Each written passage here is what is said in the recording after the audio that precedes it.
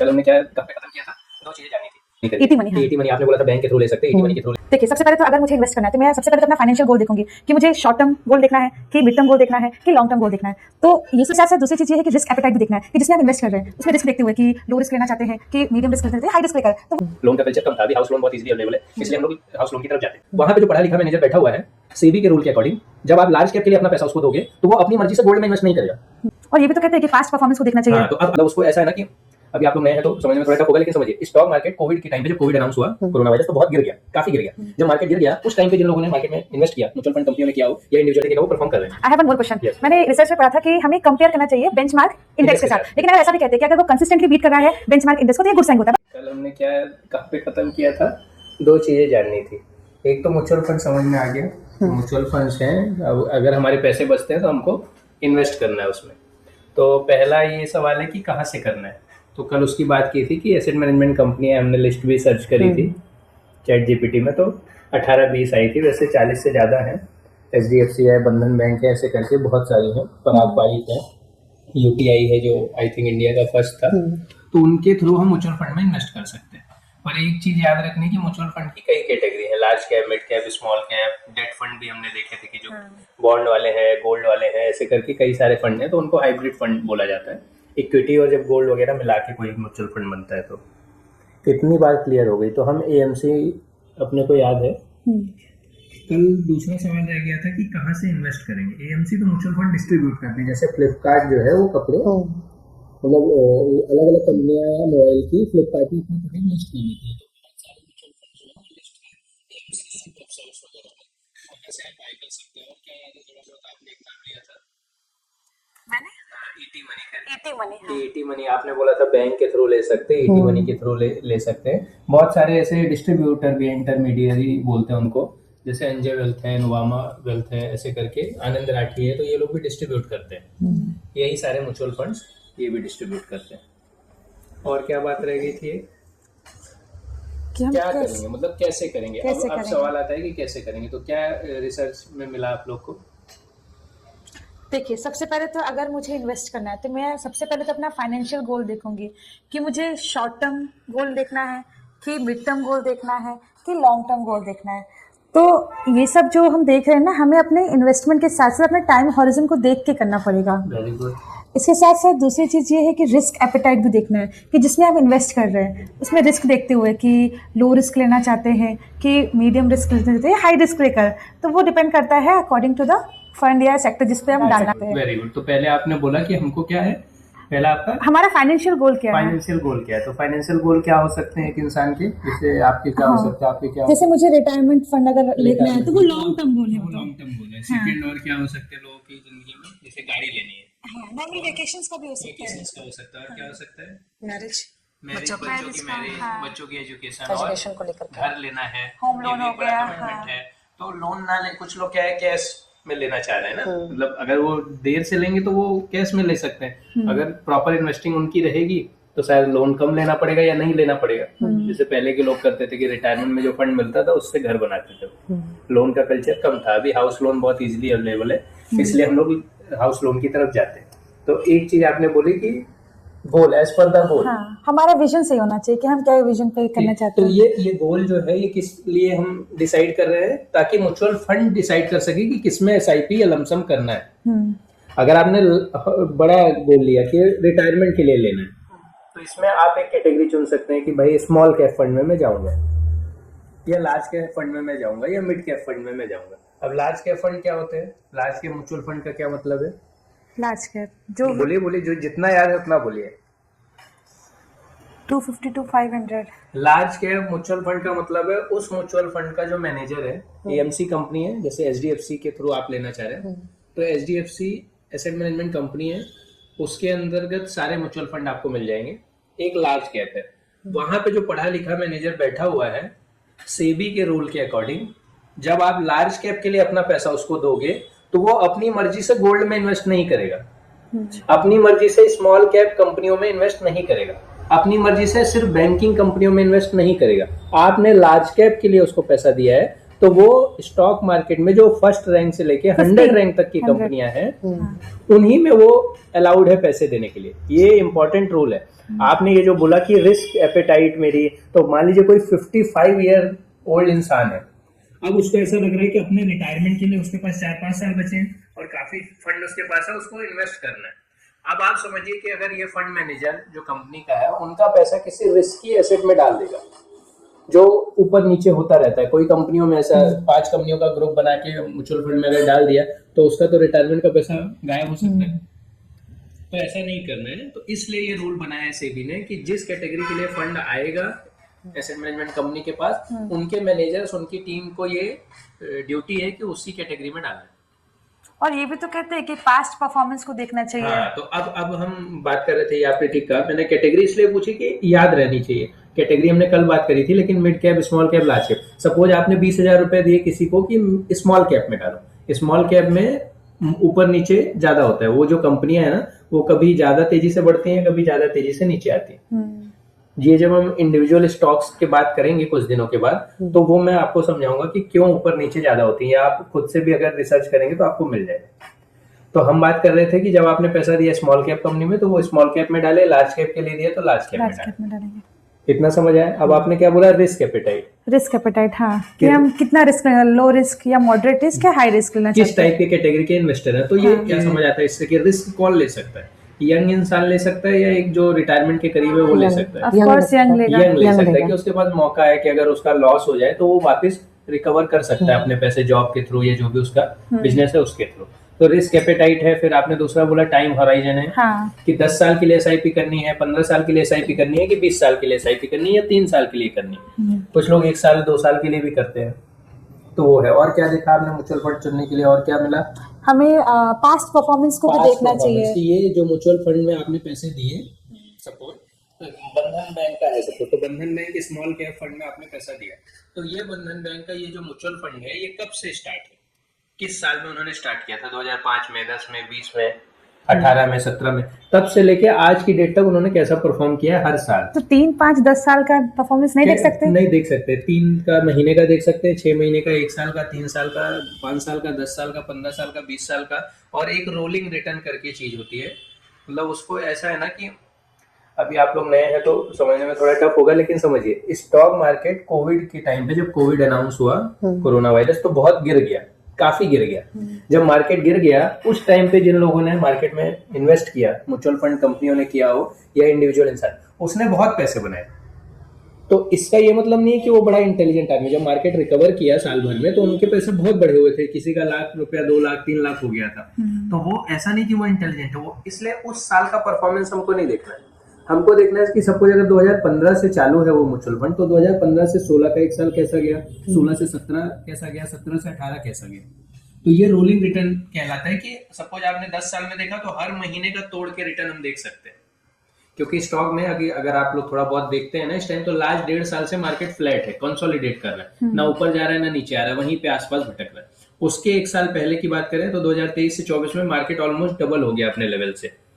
Nifty की बात करें, मतलब मैक्सिमम कंपनियों ने बहुत अच्छा रिटर्न दिया। डिफेंस की हैं, बैंकिंग है, पीएसयू है, रेलवे कंपनियां, बहुत कंपनियों ने बहुत अच्छा रिटर्न दिया। ठीक है, तो हम इस 1 साल के परफॉर्मेंस को नहीं मानेंगे, हम लंबे अरसे में देखेंगे कि किस तरीके का वो परफॉर्म कर रहे हैं। I have one more question.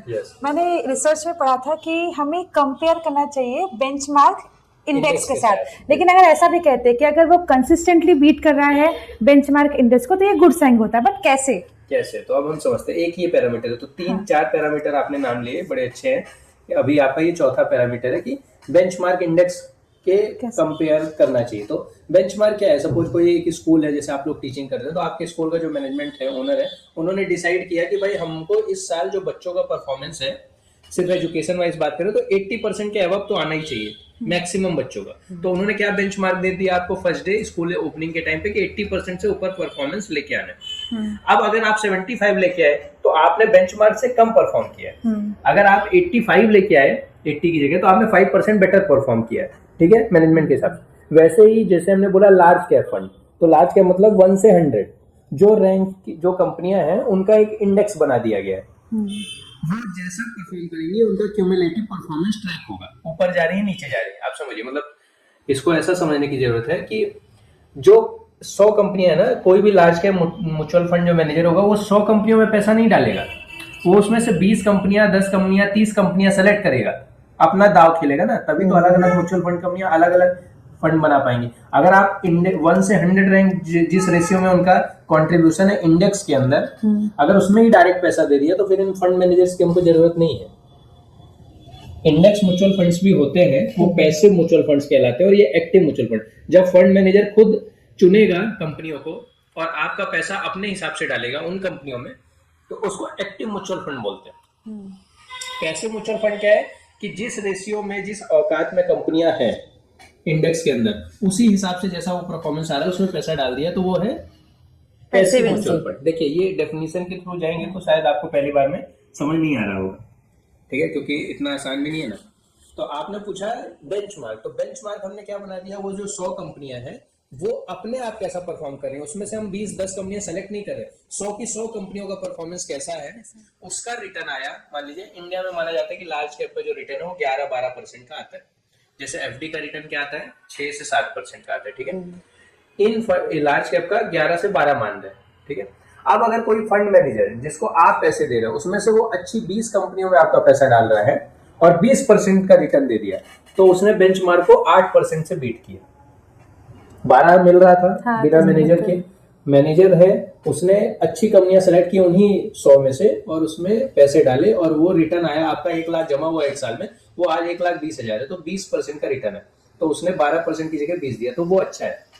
तो आपका सवाल तो क्या मतलब था, क्या है कि बेंचमार्क। हाँ बेंचमार्क है। तो बेंचमार्क से हमको कंपेयर करना है। अगर सिमिलरली आप स्मॉल कैप फंड में पैसा देना चाह रहे हैं तो वो 251 रैंक से एंड तक कंपनियां हैं, जनरली 500-600 तक लोग मैनेजर्स जाते हैं, उसके बाहर नहीं जाते हैं, क्योंकि वो कंपनियां और ज्यादा रिस्की रहती, छोटी है ना, मालिक भागी गया, गायब हो गया तो क्या, तो 250 से लगभग 600, 700, 500 तक जाते हैं।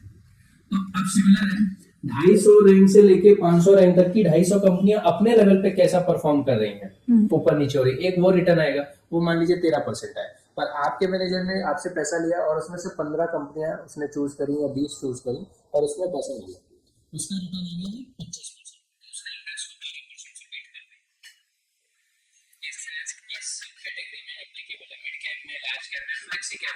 फ्लेक्सी कैप क्या होता है, 1 रैंक से लेके 500 रैंक तक मैनेजर को अलाउड है कि आप कंपनियां खरीद सकते। तो वो जेएम फ्लेक्सी वाला जो है वो इसमें जेएम आता फ्लेक्सी, है। तो जेएम एएमसी कंपनी हो गई और फ्लेक्सी कैप कैटेगरी हो गई। अच्छा, कितना समझ आया। और तो मैंने बेंचमार्क क्या है, जब 250 से 500 जाएंगे तो बेंचमार्क क्या है, 250 कंपनियां अपने आप कैसा परफॉर्म कर रही हैं और उनका क्यूमुलेटिव रिटर्न कैसा आ रहा है, जो कि एवरेज इंडिया में 12-13%, 13.5% आता है। लार्ज कैप का 11-12 आता है, मिड कैप का 12-13 के बीच आता है, ऐसा करके चलता है। कभी साल अच्छा गया तो बढ़िया भी आ जाता है, पर 2000 से देखेंगे तो यही चल रहा है।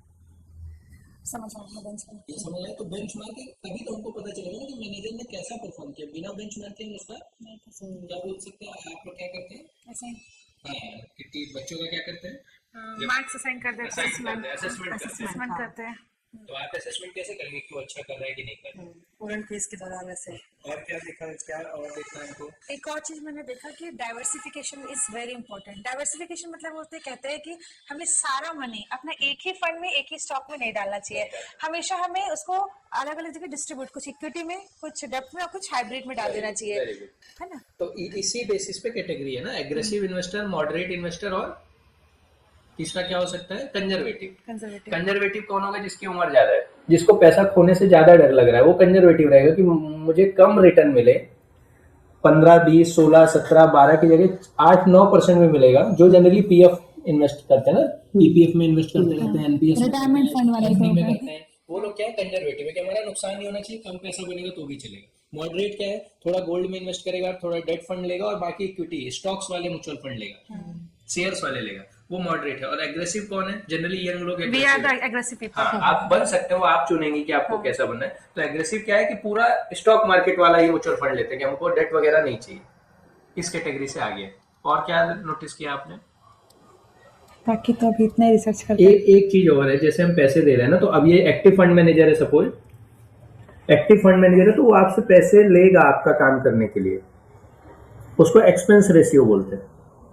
एक्सपेंस मतलब वो कुछ आपसे खर्चा करवाएगा, अपनी फीस लेगा, वो जनरली 0.5%, 1%। वो जनरली आधा परसेंट, 1%, 1.5% होता है, 0.1% हो सकता है, 0.75 ऐसा करके होता है। जैसे ये आपने एटी मनी की वेबसाइट खोली है ना, इसमें किसी भी फंड को अगर आप खोलेंगे म्यूचुअल फंड को, तो उसमें आप देख सकते हैं कि एक्सपेंस रेशियो कितना है। मतलब 100 रुपए में वो 1% ले लेगा, 1 रुपया। आपने 1000 लगाया तो 10 रुपया वो आपसे ले लेगा। अपनी एक्सपर्टीज आपको दे रहा है ना, आपके लिए वो काम कर रहा है, तो वो एक्सपेंस रेशियो वही उनकी इनकम है। अच्छा, जब हम फर्स्ट टाइम जब एटी मनी में पैसे डाले थे, हाँ। मैंने 10,000 डाले तो 9,999 रुपए ही आया। Very good. और तो बाकी 1 रुपए वो नहीं है शो बाकी करता। उन्होंने अपनी फीस ले ली। तो 1 रुपए देते हैं। 1% 1% ये परसेंट में, क्योंकि हम चीज ये जो स्टॉक मार्केट है ना, ये सब परसेंटेज पे ज्यादा बात करते हैं। अभी 12% का रिटर्न हम बात कर रहे हैं, गोल्ड में 8-9-11% का रिटर्न है, पीएफ में 8%, 8.3, 8.2% का रिटर्न। तो वैसा है कि ये परसेंटेज में लेते हैं। सपोज 1% वो ले रहा है, आप ऐसा समझिए, और आपने 14% रिटर्न बनाया, तो आपने 13 ही बनाया ना, एक तो वो ले रहा है। एक तो वो ले लिए। हाँ, ऐसा करके हमको समझना है कि हमारा जो फंड है उससे वो पैसे लेते रहते हैं। तभी मैं सोचू मेरे 1 रुपए कहाँ गया। तो वो एक्सपेंस रेशियो है। दूसरा एग्जिट लोड करके होता है कि अलग अलग कैटेगरी में क्या है। सपोज कुछ लोगों ने पैसे थोड़ा बहुत सुन के डाल दिया, अब उनको पता चला रहे अगले महीने तो ईएमआई देनी है गाड़ी की, तो वो निकालने चले गए। अब जब वो निकालने के लिए रिक्वेस्ट डालेंगे, तो जो म्यूचुअल फंड एएमसी कंपनी है, उनको वो स्टॉक में पैसा डाल दिया था मैनेजर ने, अब वो स्टॉक से पैसे निकालेंगे तो स्टॉक गिरेंगे। कंपनी अच्छा परफॉर्म कर रही है, वो स्टॉक वाली जो कंपनी वो अच्छा परफॉर्म कर रही है, सबको उम्मीद है कि बढ़ेगी, लेकिन कुछ लोग हैं जिनको अपने पैसे की जरूरत है, उन्होंने वो पैसा मांग लिया, तो वो जब मैनेजर फंड से पैसे निकालेगा तो वो गिरेगा। अब ऐसा मोटा मोटा आप समझिए ये थोड़ा सा कि 1 लाख करोड़ हम जैसे लोगों ने मिलके 10-10 हजार रुपए दिया तो जमा हो गया। अब इनमें से कुछ लोग हैं, सपोज 1 लाख लोगों ने दिया, अब आज की डेट पे 10,000 लोग पैसा निकालना चाह रहे हैं, और 1 लाख में से 20,000 करोड़ निकालना पड़ रहा है, 20,000 करोड़। तो जिन कंपनियों में ये मोटा पैसा लगा है ना, वो कंपनी उस दिन गिरेंगी। एक टर्म होता है लिक्विडिटी। हाँ, लिक्विडिटी मैंने सुना है, पर मुझे पता नहीं क्या है। लिक्विडिटी का यही मतलब है कि कोई स्टॉक में खरीदना और बेचना कितना आसान है। मतलब पैसा अवेलेबल है, लिक्विड में अवेलेबल है। जैसे आज मैं आपसे बात करूं, जैसे हम लोग यूपीआई में हमारे बहुत पैसा है, लेकिन आपके पर्स में नहीं है, और कहीं पे कैश की देने की जरूरत आ गई, आपके पर्स में पैसा नहीं है, मतलब आपके पास ई लिक्विड फंड है, देने के लिए है ही नहीं। तो ऐसा सिंपल एक एग्जांपल से समझ सकते हैं कि ये जो लिक्विड फंड है, ये क्या मतलब है कि लिक्विडिटी होनी चाहिए। तो म्यूचुअल फंड में लिक्विडिटी है, आप कभी भी पैसा डाल के निकाल सकते हैं। जमीन में लिक्विडिटी नहीं होती है, लैंड में नहीं होती है। आप जब चाहें तब जमीन नहीं बेच सकते, आप बेचने जाएंगे तो आपको खरीदार ढूंढना पड़ेगा। नहीं मिला उस टाइम तो कई बार होता है, आपको शायद आप लोगों ने एक्सपीरियंस नहीं किया होगा, लेकिन जब आप बात करेंगे ना अपने बड़े लोगों से, उनको पूछेंगे कि कोई चीज आप बेचने निकले थे अगर, तो उस दिन खरीदार नहीं मिलता, साल भर 6 महीने 2 महीने वेट करना पड़ता है। आज रियल एस्टेट मार्केट कुछ जगह पे ऐसा हो गया है कि फ्लैट्स बिक ही नहीं रहे। लोगों ने खरीदा था कि हम इसको बेच के हमारा फ्लैट का रेट बढ़ जाएगा तो इनकम हो जाएगी, वो फ्लैट ही नहीं बिक रहे हैं, वहीं पे खड़े हुए हैं। तो म्यूचुअल फंड में लिक्विडिटी होती है, वो भी थोड़ा चेक करना होता है, लेकिन उससे हम फ्री हैं क्योंकि लिक्विडिटी का कोई प्रॉब्लम होता नहीं। मुझे लगा पैसे पानी की तरह बहते, वो लिक्विडिटी। हाँ, पानी की तरह, वही मतलब है। लिक्विडिटी मतलब पानी की तरह वैसे रखा गया है, लिक्विड कर सकते हैं ना, तो लिक्विडिटी है उसका यही मतलब। 1% काटते हो। हाँ, एक्सपेंस रेशियो है ना, मतलब अलग अलग पैरामीटर्स थे। तो एक तो हमने रोलिंग रिटर्न की बात करी कि उनका मंथली बेसिस पे हमको पिछले जब से चालू हुआ है तब से देखना है। दूसरा क्या देखना है कि बेंचमार्क इंडेक्स के कंपेयर में कैसा परफॉर्म कर रहा है, तब तो हम उसको एक्सपेंस दे रहे हैं ना। वहां से आया एक्सपेंस की, हमसे अगर वो फीस चार्ज कर रहा है, कुछ एक्सपेंडिचर ले रहा है, खर्चा करवा रहा है एक्स्ट्रा हमसे पैसा, तो वो इंडेक्स के कंपेयर में ज्यादा रिटर्न लेना चाहिए। एक होता है एग्जिट लोड। एग्जिट लोड का क्या मतलब है कि जैसे मैंने आपको ये एग्जांपल समझाया कि कुछ इन्वेस्टर्स है बिना सोचे समझे डाल देंगे और पैसा निकालने की कोशिश करेंगे। अब मैनेजर ने तो वो पैसे लिए, लेकिन अपने पास नहीं रख सकता, वो सेबी का रूल है, वो अपने पास कंपनी नहीं रख सकती, उनको स्टॉक्स में डालना पड़ेगा। कुछ समय रख सकते हैं पर डालना पड़ेगा। जब उन्होंने डाल दिया, अब ये लोग आए बोले हमारा पैसा दे दो, हमको काम पड़ गया है, तो निकालेंगे तो स्टॉक्स गिरेंगे, उससे मार्केट में ऊपर नीचे ज्यादा होता है, वॉलेटिलिटी बढ़ती है। तो जो अच्छे इन्वेस्टर्स हैं उनको डर लगता है कि ये मार्केट बेकार है। फिर स्टॉक मार्केट को बढ़ाने घटाने में ना दुनिया भर के लोगों की जरूरत पड़ती है। तो अगर कोई मार्केट ज्यादा ऊपर नीचे होता है ना, तो लोग डरते हैं पैसा डालने में कि अरे बेकार है, गिर जाता है। जबकि गिरा क्यों? क्योंकि कुछ इन्वेस्टर्स को पता नहीं था कि ये पैसा उनको डालना है कि नहीं, और डाल दिया और अगले जल्द ही निकालना है। इसलिए एग्जिट लोड टाइम फ्रेम बनाया जाता है कि आपने अगर ये पैसे दिए तो 3 महीने आप मत निकालिए। अगर 3 महीने के पहले निकालेंगे तो आपको 1% 2% और हम फीस लगाएंगे। अच्छा, उस पे कट कर लेते हो? कट करते हो फीस, ताकि आप थोड़ा सा सोच के डालिए और सोच के निकालिए।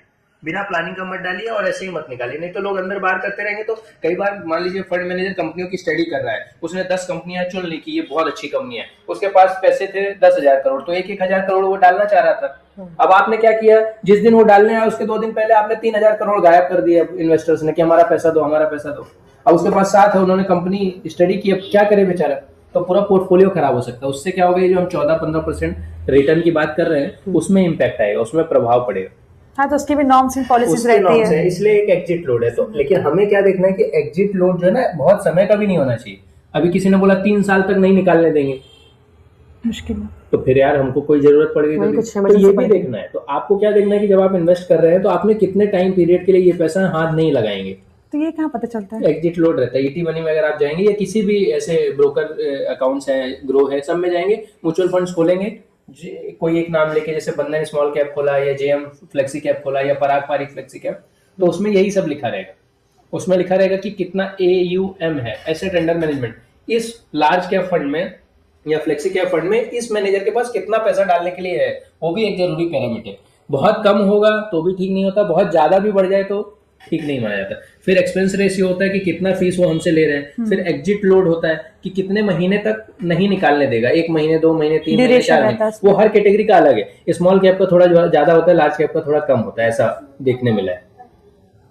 और बेंचमार्क इंडेक्स एक होता है, वो भी दिखाई देता है, लिखा रहता है उसमें। जैसे स्मॉल कैप फंड है तो 250 लिखा रहेगा, 250 TRI ऐसा करके उस पर लिखा रहेगा। उसका यही मतलब है कि 250 कंपनियां कैसा परफॉर्म कर रही हैं। ये सारे पैरामीटर्स हैं जिनको देख के हमें, फिर जो फंड मैनेजर्स हैं, अगर आप आजकल बहुत अच्छा है, जैसे ईटी मनी है या जो भी ये हैं ब्रोकर वेबसाइट्स हैं या डिस्काउंट ब्रोकर्स हैं, उसमें बहुत अच्छा ये है कि कौन सा फंड मैनेजर उसको मैनेज कर रहा है, उस म्यूचुअल फंड को, उसका नाम रहेगा, अच्छा। उसका पूरा प्रोफाइल रहेगा, उसका एक्सपीरियंस भी लिखा रहेगा।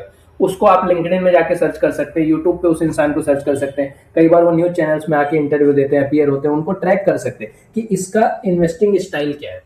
अब जैसे आप एग्रेसिव इन्वेस्टर हैं अपने आप को, लेकिन आपने ऐसे फंड मैनेजर को पैसे दे दिए जो कंजर्वेटिव, तब तो जो खुद स्लो है, और आप उम्मीद कर रहे हैं कि बहुत बढ़िया परफॉर्मेंस करेगा, तो नहीं करेगा। उसने बता रखा है कि मैं कंजर्वेटिव हूँ, मेरा जो नेचर है वो बहुत, तो कोई अपने बारे में क्यों बताएगा कि वो मैं रूल कंजर्वेटिव है, है? वो रूल है, वो के फंड कैसा है वो सब रूल है, वो ओपन खुली किताब है। जो मैनेजर्स हैं उनके बारे में आपको सब कुछ बताना पड़ेगा। इवन जो भी फंड आप सेलेक्ट करेंगे ना, कंपनियां जैसे AMC अलग अलग है ना, तो सब ने अपने को अलग दिखाने के लिए एक स्टाइल चुन रखा है। स्टॉक मार्केट में, स्टॉक मार्केट में जो करोड़ों इन्वेस्टर है ना, उनका सबका अपना अपना स्टाइल है। कोई 5 मिनट का गेम खेलने आते हैं, कोई 1 दिन का खेलने आते हैं इंट्राडे, कोई महीनों के लिए आते हैं, कोई डाल के सो जाते हैं कि हमको पता नहीं है। हमारे बच्चे जब आएंगे ना, उनको फ्री शेयर मिलेंगे। आप सुनते होंगे बीच बीच में कि 1990 में किसी ने लिया था अल्ट्राटेक का, उसके बच्चों को अभी वो शेयर के बारे में पता चला, अब वो करोड़पति निकल गए, ये बहुत पैसा बढ़ गया। तो ये सब तो अलग अलग टाइप के इन्वेस्टर्स हैं, अलग अलग टाइप के मैनेजर्स भी हैं। तो उसमें एक पैरामीटर ये भी है कि वो मैनेजर या वो जो फंड है वो किस नेचर का फंड है। मतलब ऐसे नाम चलते हैं, जैसे एक बाप इन्वेस्टिंग चलती है। इसका क्या मतलब होता है, by at any price. Stock इतना अच्छा है कि हम जब दिखेगा तब खरीदेंगे, फिर बाप का फुल फॉर्म? बाप इन्वेस्टिंग। फिर चलती है Garp investing, growth at reasonable price. कि मतलब ये जो स्टॉक है ना, ये इसको हम उस टाइम पे खरीदेंगे जब इसमें ग्रोथ दिखेगी तब। फिर कॉन्ट्रेरियन करके होते हैं। कॉन्ट्रेरियन मतलब लोग कह रहे हैं कि स्टॉक निपट जाएगा, और वो मैनेजर कह रहा है नो, ये स्टॉक जो है अब अपनी उड़ान दिखाएगा या बढ़ेगा, तो वो उल्टा चलता है, समाज से उल्टा। कॉन्ट्रेरियन इन्वेस्टर्स हैं वो। तो ऐसे अलग अलग टाइप की कैटेगरी है, तो ऐसे फंड्स भी होते हैं। तो अब फाइनली बात कर लेते हैं, जो हमने 2 चीज सीखनी थी वो हम कैसे कितना समझ पा रहे हैं। एक तो कहाँ से इन्वेस्ट कर सकते हैं, तो ईटी मनी है, जीरोधा है, क्वाइन है, मोतीलाल ओसवाल है, नोवामा वेल्थ है, HDFC बैंक है, ICICI है। इवन सारे बैंक का अपना एक यूनिट है जहाँ से आप म्यूचुअल फंड ले सकते हैं। फिर एनजे वेल्थ है, आनंद राठी है, ये सब लोग भी कर सकते हैं। आपके फ़ोन पे ऐप बहुत सारे आप डाउनलोड कर सकते हैं।